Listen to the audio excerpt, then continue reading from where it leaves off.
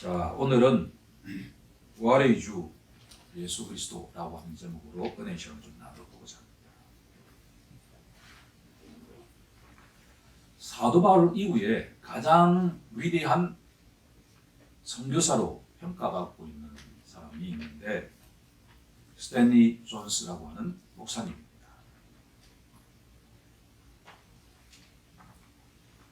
이 목사님이 10대 말에 회심을 했는데 그분의 자서전을 읽고 있는 가운데 흥미로운 구절이 나왔습니다. 사람이 이 땅에 태어난 것은 회심하기 위해서다 라고 말합니다.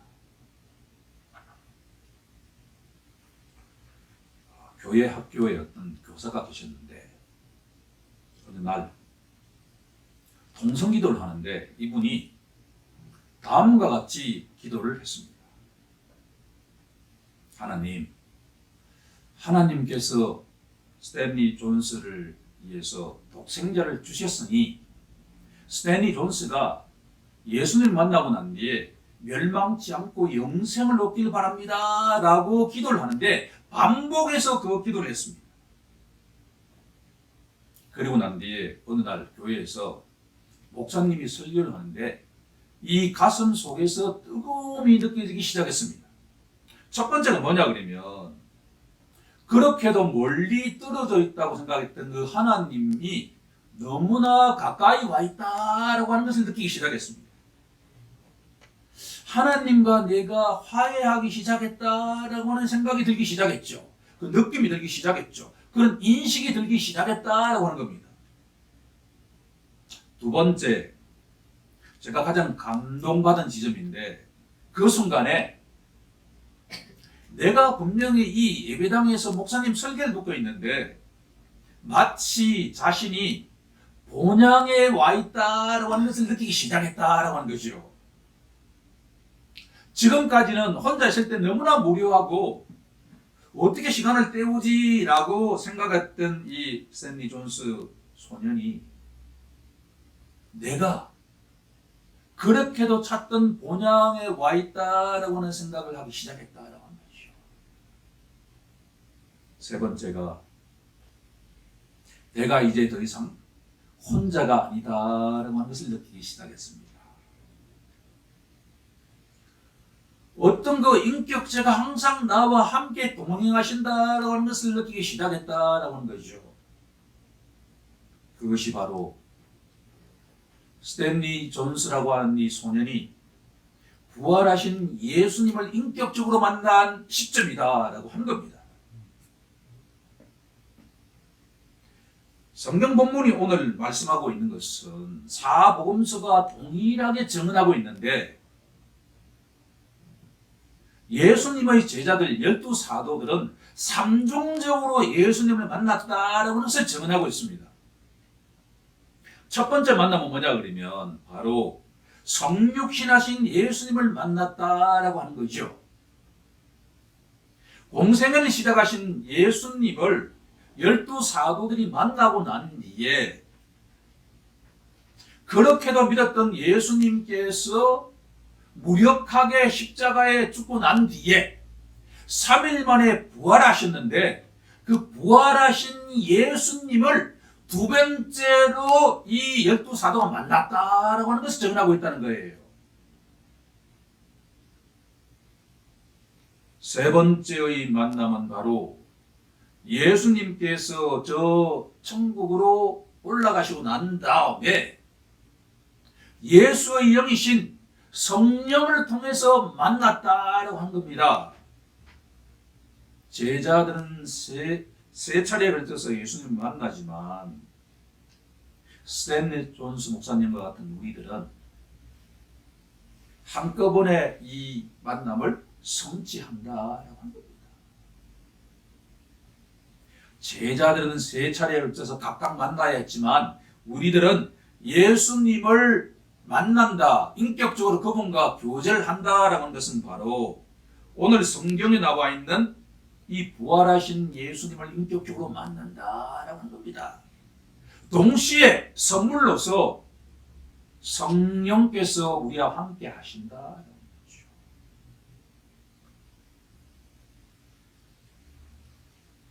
오늘 본문 6절에 보게 되면 그가 말씀하시던 대로 살아나셨다라고 증언하고 있습니다. 오늘 우리가 주목하고자 하는 것은 바로 말씀하시던 대로라고 하는 이 구절의 성경적 의미를 자세히 좀 살펴보고자 합니다.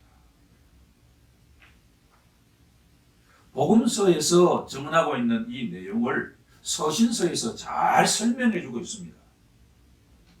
우리가 참된 의미를 깨닫기 위해서는 고린도전서 15장으로 다시 가지 않을 수가 없죠.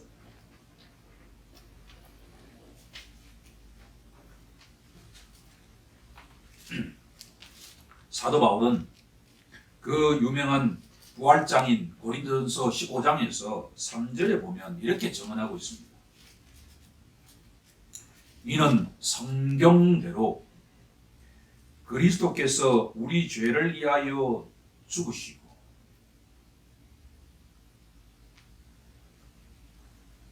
주님이 사랑하시는 성도 여러분, 중요한 것은 우리의 믿음과 우리의 생각이 아니에요. 2000년 전에 예수님께서 골고다 언덕에서 죽으셨다라고 하는 거예요. 그걸 인정하는 것이 가장 중요합니다. 우리가 예수를 믿든 예수 믿지 않든 간에 중요한 사실은 뭐냐 그러면 2000년 전 골고다 언덕에서 실제로 예수라고 하는 인간이 죽었다라고 하는 거예요. 이렇게. 그런데 그 죽음은 성경의 말씀대로 죽었다라고 하는 겁니다. 그리고 언어에 보면 성경 말씀대로 장사 지낸 바 되셨다가 성경 말씀대로 사흘 만에 부활하셨다라고 되어 있습니다. 제일 중요한 것은 2000년 전에 예수님께서 성경 말씀대로 죽으셨다가 성경 말씀대로 장사 지내셨고 성경 말씀대로 살아나셨다라고 하는 것을 증언하고 있다라고 하는 거예요. 믿고 안 믿는 건 그 다음 문제예요. 이건 이른바 팩트입니다. 팩트. 객관적 사실이다라고 하는 거예요. 사복음서와 사도 요한이 증언하고 있는 내용은 뭐냐 그러면 예수께서 진짜 죽으셨다가 장사 지내셨다가 부활하셨다라고 하는 것을 우리에게 증언하고 있다라고 하는 거예요. 믿는 건 그 다음 문제예요. 그런데 예수님이 왜 죽으셨는가에 대한 이야기를 그 다음에 하고 있다라고 하는 거예요. 죽었는데 왜 죽었냐 하는 거예요. 사도 바울이 뭐라고 증언하고 있습니까? 우리의 뭐를 위해서? 우리의 죄를 위해서 죽으셨다라고 하는 거예요. 예수님이 이 땅에 여행 오신 것이 아니라 죽기 위해서 오셨어요. 참 이해가 안 되죠. 우리가 새로운 생명이 탄생되면 너무나 이쁘다고요. 말로 표현할 수 없어요. 그런데 예수님이 이 땅에 태어나신 게 뭐냐 그러면 죽기 위해서 오신 거예요. 그런데 예수님이 죄가 없어요. 죄가 없으시면 우리 왜 죽어야 되냐는 거예요. 그것은 바로 하나님의 형상을 닮은 사람들의 죄를 위해서 죽으셨다.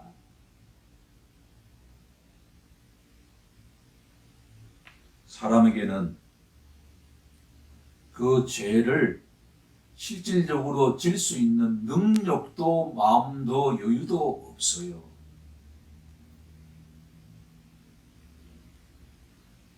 어느 순간에 2000년에 죽었던 그 예수님이 날 위해서 죽었다라고 목사님이 선포할 때 왜 마음대로 예수님이 날 위해서 죽었지? 나와 예수는 무슨 상관이 있는데 그분이 날 위해 죽느냐라고 생각했던 영혼이 어느 순간에 어떤 마음이 쑥 들으냐 그러면 그분이 바로 날 위해서 돌아가셨다라고 느끼고 생각하기 시작한다라고 하는 거예요. 그게 바로 믿음이라고 하는 거죠. 생각해서 되는 것이 아니라 어느 순간에 하나님의 은혜를 받기 시작하면 바로 2000년 전에 죽었던 그분이 바로 날 위해서 돌아가셨다라고 하는 마음이 나에게 일어나기 시작한다.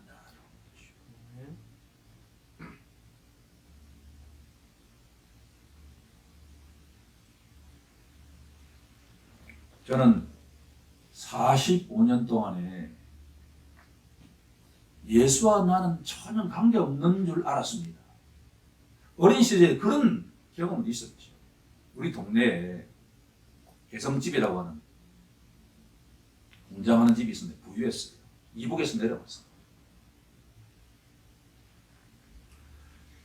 일요일만 되면 가족들이 전부 가장 좋은 옷을 입고 아빠 엄마 손을 잡고 가는데 어딘가 가요. 어디 가는지 난 몰랐죠. 내 마음속에 그게 너무나 부러운 거예요. 우리 엄마 아빠는 왜 이렇게 못하지? 그런데 어느 순간에 바로 나와 전혀 관계없다고 생각했던 그 예수가 나의 허물과 죄를 위해서 십자가에 돌아가셨다라고 하는 것을 깨닫고 난 뒤에 내가 스탠리 존스 목사님이 느꼈던 그 동일한 느낌을 저도 받았다라고 하는 것이요.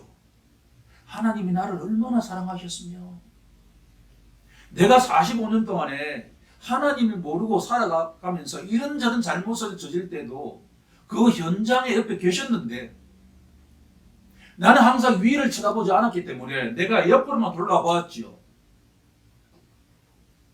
위에 항상 나를 쳐다보셨음에도 불구하고 나는 그걸 몰랐어요.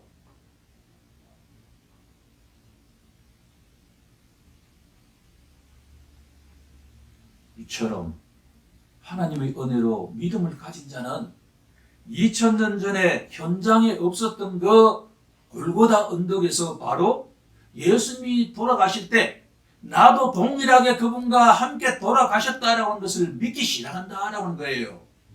왜 사도 바울이 이렇게 고백했기 때문에 내가 그리스도와 함께 십자가에 못 박혔다라고 하는 거죠. 2000년 전에 그 사건이 바로 내가 예수를 믿는 순간에 나의 영혼도 그 예수님과 함께 십자가 언덕에 있었다라고 하는 것을 고백하는 시간이 되었기 때문입니다. 아멘.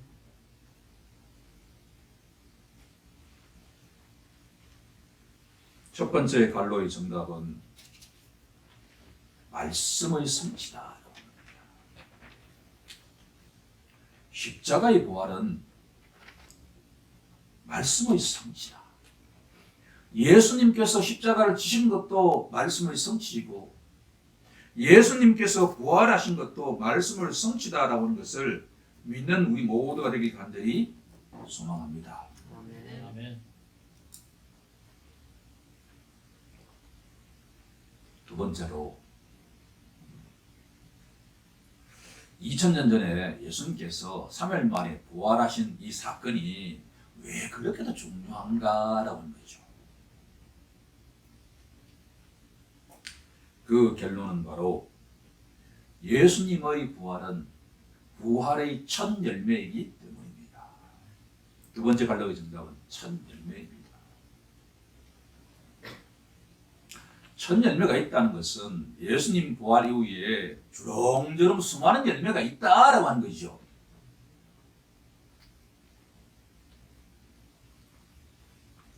짐 엘리엇이라고 하는 젊은이가 있었습니다. 나이 28입니다.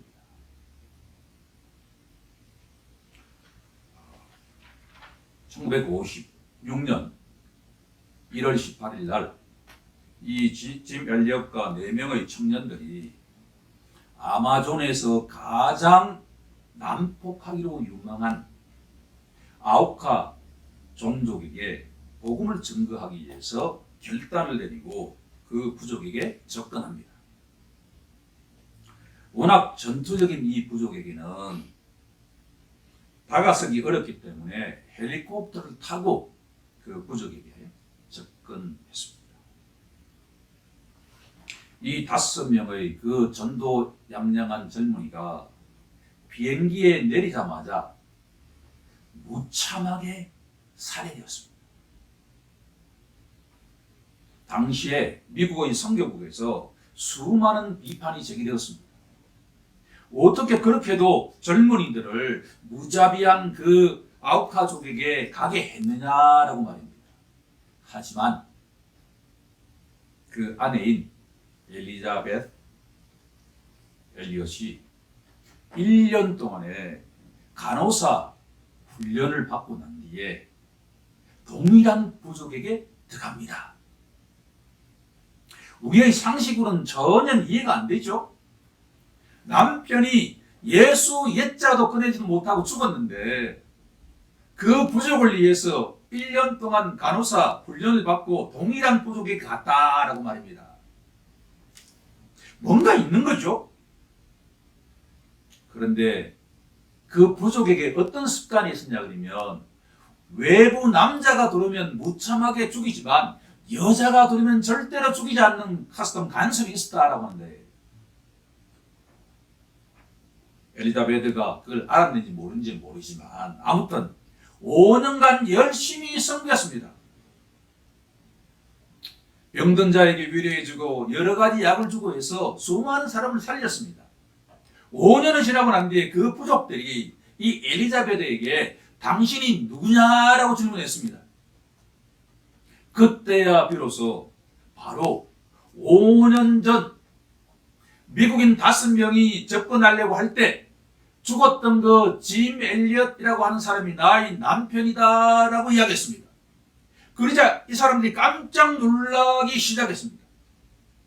그러고 난 뒤에 그 살인자들이 예수를 믿고 난 뒤에 목회자가 되고 장로가 되었고 20년을 지나고 난데 수백 개의 교회가 그 아우카족에게 설립되었다라고 하는 것을 책을 통해서 접하게 되었습니다. 주님이 사랑하시는 성도 여러분, 이 짐 엘리엇과 엘리자베스 엘리엇이 우리에게 던지는 메시지는 무엇일까요? 우리도 그들처럼 선교를 하라라는 것이 메시지일까요?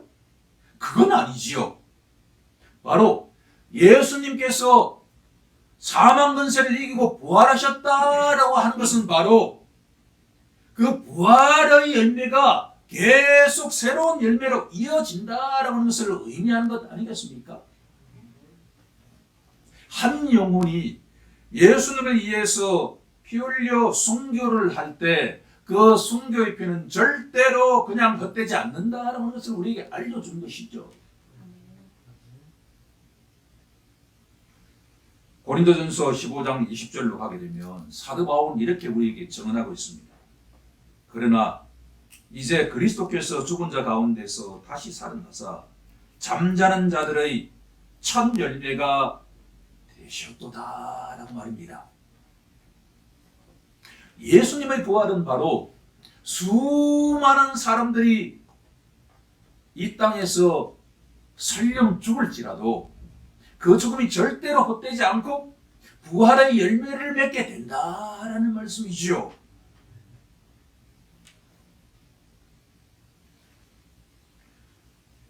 혹시 이렇게 질문할 수 있지 않겠습니까?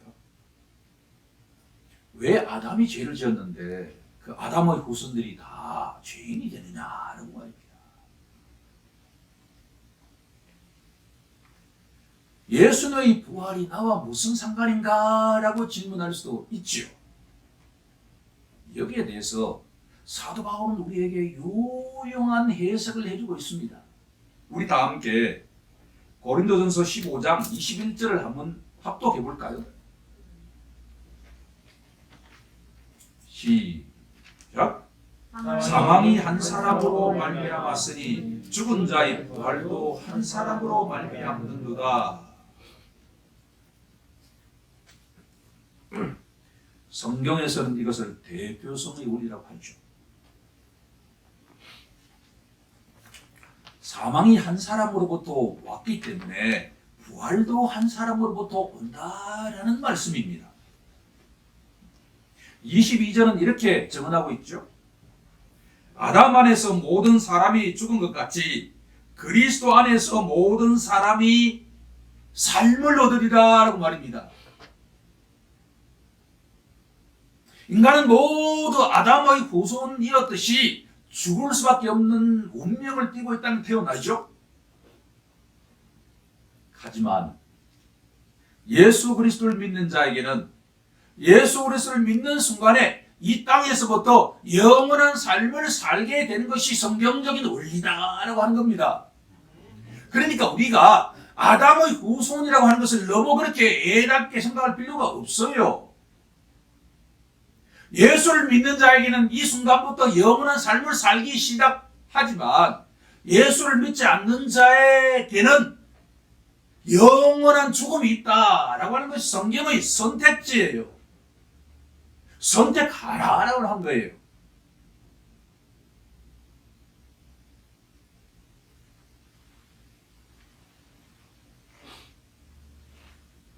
짐 엘리엇이 그렇게도 남북한 아우카족에게 복음을 증거하려고 했던 그 근본적인 동기는 바로 자신이 인격적으로 만났고 사귀었던 그 예수님께서 부활의 첫 열매라고 한다면 이 순간 내가 죽어도 바로 영원한 삶을 살기 시작한다는 그 믿음 하나 때문이 아니겠습니까?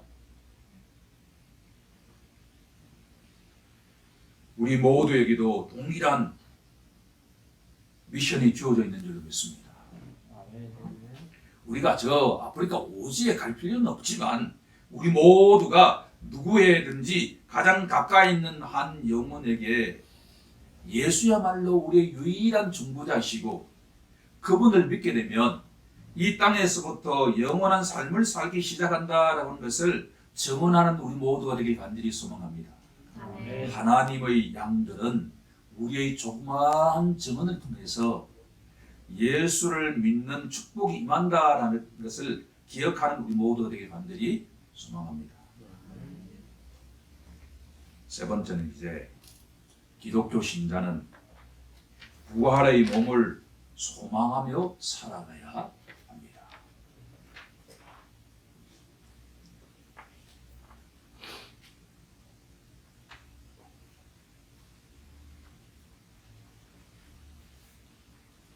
지난주에 우리 화요일 날 이제 원주 시내에 있는 모든 목사님들 교단별로 체육대회가 있어요. 그 종목 가운데 볼링이 있어가지고 같이 하자 그래가지고 따라 나가봤죠. 제가 볼링 안 친 지 한 20년 돼가지고 처음에는 창피하게도 옆으로 막 불러갔습니다. 첫 게임 할 때 제가 50 나왔어요. 근데 둘째 게임 할 때는 회복돼가지고 한 100 가까이 왔습니다. 다음 주 월요일 정도 하면 좀 더 나아지지 않을까 그런 생각이 드는데 처음에는 제가 집에서 연습을 해보니까 몸이 제 마음대로 안 되는 거예요. 이렇게. 그래서 목사님들한테 제 마음은 어디로 돼? 몸이 마음대로 안 되네요 라고 하니까 되게 재밌어 하더라고요. 그런데 자신감을 얻었어요. 매달 볼링을 해야 되겠다 라고 말입니다. 유익을 얻었죠. 하지만 우리가 이 땅 위에 살아가면서 예수를 믿고 난 뒤에 믿음으로 우리가 부활의 몸을 입고 있다라고 생각할 수는 있지만 사실은 예수님과 같은 부활의 몸을 입게 되는 것은 종말의 시간에 온다라는 것을 믿음으로 고백해야 할 겁니다. 우리가 부활을 하게 되면 어떠한 질병도 없게 되고 어떠한 고통도 없다고 성경은 우리에게 증언하고 있죠.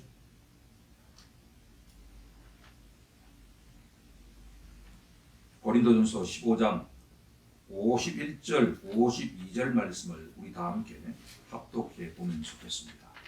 합독하겠습니다. 보라, 내가 너희에게 비밀을 말하노니 우리가 다 잠잘 것이 아니요 마지막 나팔에 순식간에 물론이 다 변화되니 나팔 소리가 나면 죽은 자들이 썩지 아니할 것으로 다시 살아나고 우리도 변화되리라.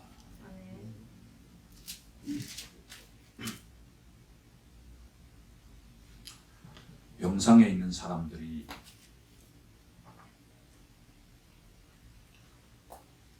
질병으로 고통받고 가장 어려운 것은 잠을 자지 못할 때라고 합니다. 제가 수면을 참 잘 취하는데 가끔 1시간 정도 잠을 청했는데 잠을 자지 못할 때 참 힘들더군요. 그런데 병상에서 고통받는 환자들의 그 호소 가운데 오늘 밤이 빨리 지나갔으면 이라고 호소하는 사람이 많다고 합니다. 그분들에게 소망은 뭐냐 그러면 제사슨 사망이요 인간에게 한 번 죽는 것은 정해져 있는데 이 땅을 떠나고 난 뒤에 부활의 몸을 입게 된다면 영원한 고통도 영원한 연약함도 없다라고 하는 건 소망 아니겠습니까? 그 소망이 있기에 우리가 이 땅 위에서 견딜 수가 있는 것이죠. 예수님께서 우리에게 부활의 몸을 입고 제자들에게 나타나셨다라고 하는 것은 우리에게 설령 우리가 질병을 통해서 전쟁을 통해서 기근을 통해서 지진을 통해서 우리의 육신이 너무나 힘든 상태에 처해 있다 하더라도 이 시간이 지나고 나면 예수님처럼 우리의 몸이 온전하게 부활의 몸을 입게 된다라고 하는 것을 믿음으로 고백하면서 인내하라고 말씀하신 것 아니겠습니까? 아멘. 혹시 우리 주위에 육신적인 고통 때문에 호소하는 사람이 있다고 한다면 예수님처럼 우리도 때가 되면 믿음으로 말미암아 온전하게 부활의 몸을 입게 된다고 하는 것을 전해주는 우리 모두에게 간절히 소망합니다. 아멘. 자, 이 말씀을 정리해 보고자 합니다. 예수님의 부활은 2000년 전에 실제적으로 일어났던 사건이기 때문에 그 부활의 사건은 바로 말씀의 성취이자 우리 소망의 원천입니다. 우리들은 부활절의 절기를 통해서 1년에 한 번 정도 이렇게 부활을 기념하지만 사실 개신교의 정신에 따르면 매주 우리들은 부활주의를 맞이하는 것이다 라고 해도 과언이 아니죠. 부활은 1년에 한 번 기념하는 것이 아니라 매주 우리가 인격적으로 만나는 그 주님은 바로 부활하신 주님이라는 것을 믿음으로 고백하면서 우리가 그 소망을 품고서 다가오는 한 주 동안에도 다가오는 1년 동안에 날마다 주님과 동행하는 우리 모두가 되길 간절히 소망합니다. 아멘. 기도하겠습니다.